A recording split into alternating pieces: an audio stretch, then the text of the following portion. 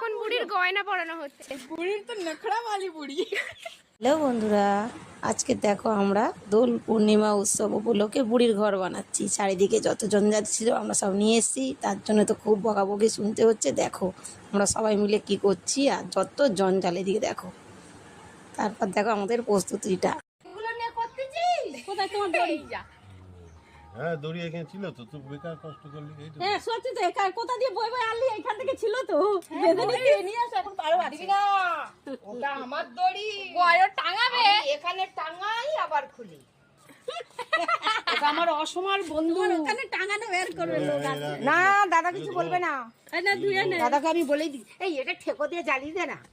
কোনটা কোনটা? তুই জ্বালা তো, ঠাকুরের জিনিস কিচ্ছু হবে না, জ্বালা তুই জ্বালা। জ্বালা এটা গার্ড থাক, ওটা এমনি না জ্বলবে। না ওটা জ্বালাতে নেই, গার্ড থাক।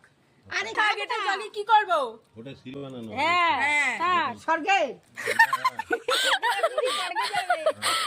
আমি তো স্বর্গে যেতে পারবো না। বুড়ি যাবে, বুড়ি চল। বুড়ি যাবে। এখান তোমাকে থেকে লাফ কেটে। তোমাকে যেতেও দেব না, আমার অনেক এই কেনার গো, আছে। ভালো করে